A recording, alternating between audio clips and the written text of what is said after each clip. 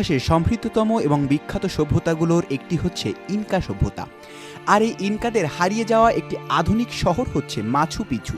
এটিকে সূর্যনগরী নামেও ডাকা হয়। ইতিহাসবিদদের গবেষণায় এই শহর সম্পর্কে অজানা সব তথ্য উঠে এলেও এখনও অনেক রহস্যেরই কুল কিনারা পায়নি তারা।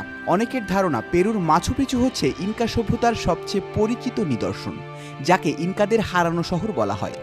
আন্দিজ পর্বতমালা পেরুর অংশের দিকে একটি পর্বতের চূড়ায় অবস্থিত ইনকাদের এই হারিয়ে যাওয়া শহর মাছু পিছু। যদিও এখন গোটা পাহাড়টিকেই বলা হয় মাছু পিছু, তবে সেই পাহাড়ের চূড়ায় অবস্থিত যে শহরটি ছিল তারই নাম মূলত ছিল মাছু পিছু। সেখানে শহরটির অবস্থান ছিল অত্যন্ত সুরক্ষিত। অন্যদের পক্ষে এই শহর খুঁজে পাওয়া ছিল যেমন দুষ্কর, তেমনি খুঁজে পাওয়ার পর এই শহরকে আক্রমণ করা ছিল বেশ অসুবিধার। পাহাড়ের এক পাশের চূড়া থেকে একেবারে খাড়াভাবে 600 মিটার নিচে উরুবাম্বা নদীর পদদেশে গিয়ে মিশেছে। অন্যদিকে হুয়ানা পিছু নামের আরেকটি পর্বত খাড়া উঠে গেছে। সুতরাং দুই দিক দিয়েই শহরটি প্রাকৃতিকভাবে বেশ নিরাপদ ছিল। এই কারণে শহরটিকে ইনকাদের প্রাচীন দুর্গনগরী নামেও ডাকা হতো। মাছু পিছু শহরটি সমুদ্রপৃষ্ঠ থেকে প্রায় 2400 মিটার উঁচুতে অবস্থিত ছিল। বাংলাদেশের সর্বোচ্চ পর্বতশৃঙ্গ তানজিং ডংয়ের উচ্চতা 2131 মিটার। মাছু পিছু প্রায় এটির তুলনায় দ্বিগুণ উচ্চতায় অবস্থিত ছিল। এত উঁচুতে কিভাবে একটি আস্ত শহর নির্মাণ করে ফেলা সম্ভব হলো, সেটাই সবথেকে বড় রহস্য। তাও আবার এত বছর আগে। মাছু পিছু নির্মাণ হয়েছিল 550 বছর আগে, 1450 সালের দিকে। এর 100 বছর পরই স্প্যানিশরা ইনকা সভ্যতায় আক্রমণ করে ধ্বংস করে ফেলে তাদের বেশিরভাগ শহরই।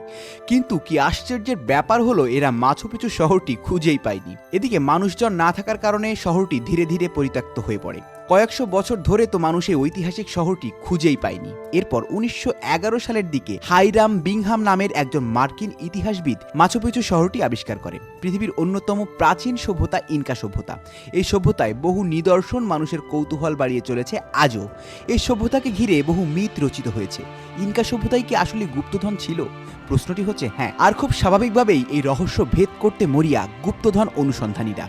ইনকা সভ্যতায় সোনার ব্যবহার খুব সাধারণ একটি দৃশ্য ছিল। আর এই কারণেই তাদের সভ্যতায় সোনার ব্যবহার দেখা যায় মন্দির অথবা মন্দিরের অভ্যন্তরীণ মূর্তিতে। এসবই নির্মাণ হয়েছিল খাঁটি সোনা দিয়ে। স্বর্ণ সমৃদ্ধ ইনকাদের নিত্য ব্যবহার্য তৈজসপত্রও ছিল সোনার দ্বারা তৈরি। 400 বছর ধরে পুরাতত্ত্ববিদ এবং সোনা অনুসন্ধানীরা ইনকাদের গুপ্তধন খুঁজে বেড়াচ্ছে।